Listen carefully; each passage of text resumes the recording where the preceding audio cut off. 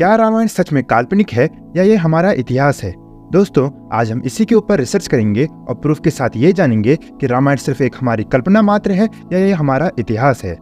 ये सब हम एस्ट्रोलॉजी और प्लैनेट्स की पोजीशन की हेल्प से करेंगे। पुराने जमाने के समय के कई विद्वान ऋषि हमारी राशियों को प्लैनेट्स, मून और स्टार से रिलेट करते थे, जिससे वो हमारे बारे में बहुत कुछ जान जाते थे। तो आज हम राशियों की मदद से ही रामायण का सच जानेंगे और ये भी जानेंगे कि हमारी राशियां किस तरह से डिसाइड की जाती हैं और आखिर राम जी की राशि क्या है। तो दोस्तों, चलिए वीडियो स्टार्ट करते हैं।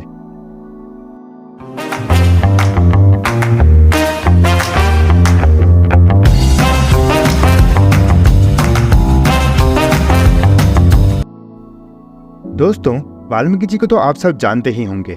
इन्होंने रामायण जो लिखी है, और आखिर हमारे ऋषि मुनि कितने विद्वान थे इसका साफ साफ प्रमाण वाल्मीकि जी देते हैं।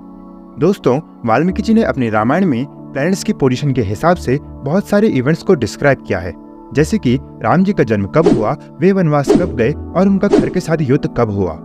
इन्हीं प्लैनेट्स की पोजीशन के हिसाब से हम जान सकते हैं कि आखिर राम जी का जन्म कब हुआ, और यहीं से हम ये भी जान सकते हैं कि हमारी राशियां किस तरीके से डिसाइड की जाती हैं।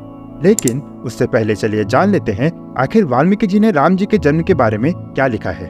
तो वाल्मीकि जी लिखते हैं कि ततो यज्ञ समाप्ते तो ऋतुनाम षट समत्यु तदश्चु द्वादशे मासे चैत्रे नवमी के तिथो, जिसका मतलब है कि जब यज्ञ समाप्त हुआ उसके बाद 6 ऋतुएं बीत गई, जिसके बाद चैत्र की 100वें नवमी की तिथि में उनका जन्म हुआ। वहीं सेकंड पैरा, जो कि स्टार और प्लैनेट्स की पोजीशन जानने के लिए इम्पोर्टेंट है, उसका मीनिंग है नक्षत्र अदिति दैवत्य, यानी कि नक्षत्र जिनके देवता अदिति हैं। सर्वोच्च संस्थेषु पंचेषु ग्रहेषु, यानी कि 5 ग्रह जो कि अपने उच्च स्थान में मौजूद हैं। कर्कटे लग्ने, यानी कि उनका लग्न यानी कि राशि कर्क है। वाक्यतावा, यानी कि जुपिटर। इंदुरा, यानी कि मून। सह प्रोदमाने, यानी कि आ रहे हैं, यानी कि जुपिटर और मून कर्क राशि के अंदर आ रहे हैं। दोस्तों, यहाँ से हमें कई इंपॉर्टेंट चीजें देखने को मिलती हैं, जैसे कि राम जी की राशि कर्क है, यानी कि कैंसर है।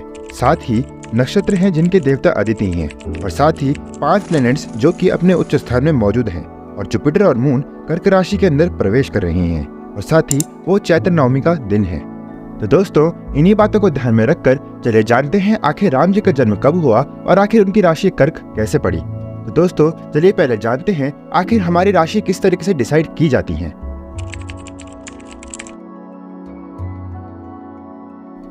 दोस्तों, आप सब तो जानते ही हैं कि हमारी पृथ्वी सूर्य के चारों ओर घूमती है, यानी कि रिवॉल्व करती है।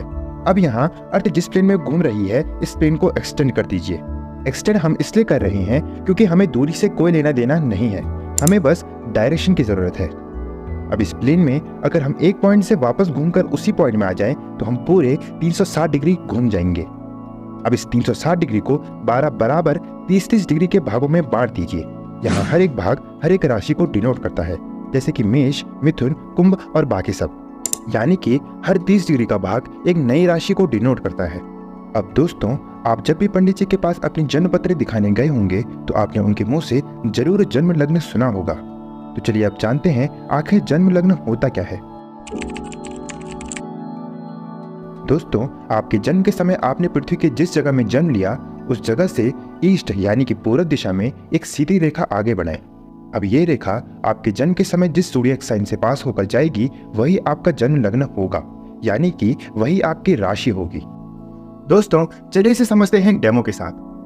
तो दोस्तों, सपोज ये हमारी अर्थ है और सपोज हमने इस पॉइंट में जन्म लिया है। तो दोस्तों, अगर हम इस पॉइंट से ईस्ट डायरेक्शन में एक एरो ले जाएं तो ये एरो डिसाइड करेगा कि हमारी जन्म राशि क्या होगी। तो दोस्तों, जैसे कि हम जानते हैं कि हमारी अर्थ सन के चारों ओर रिवॉल्व करती है, लेकिन रिवॉल्व करने के साथ ये एरो हर एक राशि से गुजर कर नहीं जा सकता। लेकिन हम ये भी जानते हैं कि हमारी अर्थ अपनी एक्सिस पर रोटेट कर रही है, जिससे कि हर बार ये एरो हर एक राशि से गुजर कर जाएगा, कुछ इस तरीके से। और दोस्तों, जैसे कि हम जानते हैं कि हमारे अर्थ की रोटेशन स्पीड भी है, जिससे कि हमारा जन्म समय भी बहुत इंपॉर्टेंट रोल प्ले करता है। अब देखिए यहाँ आपका जन्म स्थान और जन्म समय कितना इंपॉर्टेंट है। जैसे कि आप जानते हैं अर्थ अपनी एक्सिस में रोटेट कर रही है, तो अगर हम अर्थ में कोई भी एक पॉइंट लें और फिर उस पॉइंट से ईस्ट यानी पूर्व दिशा में एक लाइन आगे बढ़ाए, तो वो अर्थ के रोटेशन के साथ हर एक ज़ोडिएक साइन से पास होकर गुजरेगा। लेकिन दिक्कत आती है ज़ोडिएक साइंस की बाउंड्रीज में। समय या स्थान के इधर उधर हो जाने से वो पूर्व दिशा की रेखा एक राशि से दूसरी राशि में प्रवेश कर सकती है। इसलिए पंडित जी आपसे एग्जैक्ट जन्म स्थान और जन्म समय पूछते हैं। तो दोस्तों, इस तरीके से हमारी राशियां डिसाइड की जाती हैं। दोस्तों, यहाँ से हम बहुत गहरी चीज जानने वाले हैं, पर उससे पहले हमें एक और चीज समझनी होगी, और वो है जन्म नक्षत्र। तो चलिए जानते हैं आखिर जन्म नक्षत्र होते क्या हैं। दोस्तों, जन्म नक्षत्र को समझना भी राशियों को समझने जैसा ही है, बस इसमें हमें उस 360 डिग्री को 13 डिग्री 20 मिनट के बराबर 27 भागों में बांटना है, यानी कि नक्षत्रों की संख्या 27 होती है। अब देखिए, राशियां 12 है और नक्षत्र की संख्या 27 है, यानी हर एक राशि में जरूरी नहीं है कि 1, 2 या 3 नक्षत्र ही आए, 2 और आधा भी आ सकता है, क्योंकि राशियां 12 है और नक्षत्र 27। अगर नक्षत्र 24 होते तो हम कह सकते थे कि एक राशि में 2 नक्षत्र हैं, लेकिन ऐसा नहीं है, इसलिए एक नक्षत्र 2 राशियों में भी हो सकता है। अब दोस्तों, जो हमारा मून है वो एक नक्षत्र में ट्रैवल करने में 1 दिन का समय लेता है, यानी 1 दिन में वो एक नक्षत्र से होकर गुजर जाता है। और जैसा कि अब हम जानते हैं कि नक्षत्र 27 होते हैं, यानी मून को सभी नक्षत्र से गुजरने में 27 दिन का समय लगता है। और दोस्तों, यहाँ से हम ये भी समझ सकते हैं कि मून को अर्थ के चारों ओर रिवॉल्व करने में 27 दिन का समय लगता है। और अगर आप गूगल में सर्च करें तो आपको दिख भी जाएगा कि मून को अर्थ के चारों ओर रिवॉल्व करने में एग्जैक्ट 27 दिन का समय ही लगता है। यानी उस समय जब ऋषियों ने एस्ट्रोलॉजी में ज्ञान लिया होगा तो उन्हें ये सब पहले से पता था। अब दोस्तों, हमारा जन्म नक्षत्र क्या होगा उसे जानने के लिए हमारे जन्म स्थान से मून की डायरेक्शन में एक लाइन को आगे बढ़ाएं। ये लाइन जिस नक्षत्र में होगी वही हमारा जन्म नक्षत्र होगा। तो इस तरह से हम मून की हेल्प से अपना जन्म नक्षत्र जान सकते हैं। अब दोस्तों, जो हमने स्टार्टिंग में वाल्मीकि जी की रामायण के श्लोक से जो इम्पोर्टेंट चीजें देखी थी, उसमें एक ये थी कि एक नक्षत्र है जिसके देवता अदिति हैं। तो दोस्तों, इस नक्षत्र जिसके की देवता अदिति हैं उसका 10 डिग्री का भाग मिथुन राशि में होता है और 3 डिग्री 20 मिनट का कर्क राशि में, यानी इस नक्षत्र का छोटा हिस्सा कर्क में है। और उस श्लोक में हमने एक इम्पोर्टेंट बात ये भी देखी थी कि जुपिटर और मून कर्क राशि के अंदर प्रवेश कर रहे हैं, यानी कि मून ने कर्क राशि में जाना जस्ट स्टार्ट ही किया है, यानी कि अभी मून उस 3 डिग्री 20 मिनट के अंदर ही होगा जो कि कर्क राशि में उस नक्षत्र का है जिसके की देवता अदिति हैं। यानी कि नक्षत्र भी श्लोक के हिसाब से बिल्कुल सही है, क्योंकि अगर हम अर्थ से मून की डायरेक्शन में एक एरो आगे बढ़ाएं तो वो उस नक्षत्र में ही पड़ेगा जिसके की देवता अदिति हैं।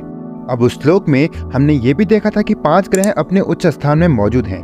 उच्च स्थान यानी जब कोई ग्रह अपनी उस जगह में मौजूद हो जहां उसका प्रभाव सबसे अधिक हो। और दोस्तों, 5 ग्रह वो नहीं है जो कि हम आज तक समझते आए हैं। यहाँ 5 ग्रह में सन और मून भी है। तो चलिए पहले अच्छे से जान लेते हैं आखिर ग्रह कौन कौन से होते हैं। तो दोस्तों, ये वो सारे ग्रह हैं और ये उनके उच्च स्थान हैं।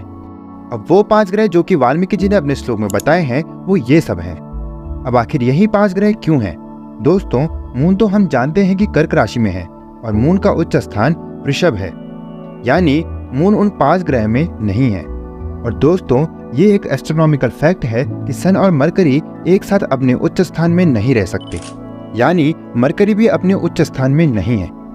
इसका मतलब मून और मरकरी को छोड़ के ये वो 5 ग्रह हैं जो कि अपने उच्च स्थान में मौजूद हैं, यानी सन मेष राशि में है, मार्स मकर राशि में है, जुपिटर कर्क राशि में है, वीनस मीन राशि में है और सैटर्न तुला राशि में है। अब दोस्तों, हम जान चुके हैं कि कौन कौन से प्लैनेट्स कहाँ कहाँ मौजूद हैं। अब यहाँ से हम रिजल्ट जानने ही वाले हैं। और दोस्तों, आज की मॉडर्न साइंस से हम इस पूरे डेटा को एनालाइज करेंगे।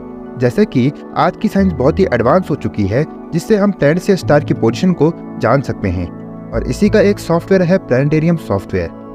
प्लैनेटेरियम सॉफ्टवेयर में हम ये जान सकते हैं कि कोई भी एस्ट्रोनॉमिकल इवेंट कब हुआ और कैसे हुआ।